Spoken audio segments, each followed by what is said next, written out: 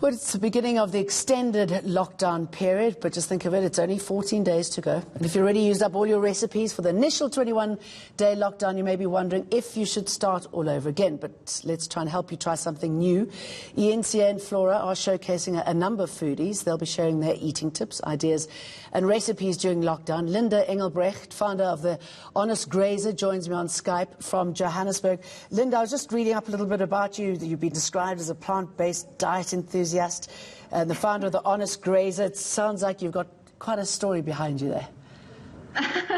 Hi, yes, good morning. I think plant-based enthusiast, yeah, it sounds maybe a little bit more exciting than it is. I think more accurately just a food enthusiast.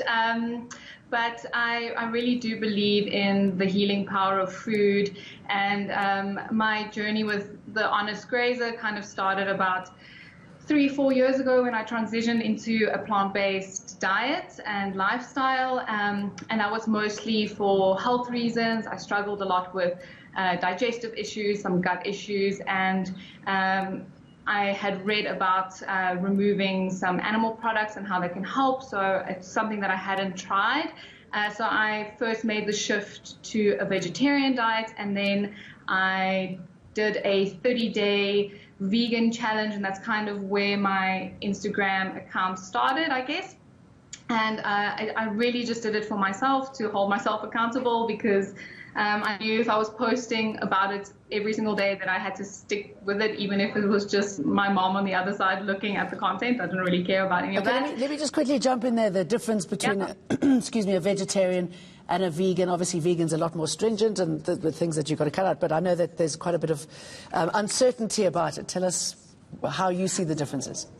Yeah, so it can be quite confusing, but I think the simplest way to understand it is that a vegetarian diet is basically lacto-ovo, so you're still eating dairy, eggs in your diet, so animal byproducts, but no, sorry, no animal meat, so no pork, beef, fish, chicken, but still eggs and dairy. Whereas vegan, I perceive vegan to be more of an ethical life choice.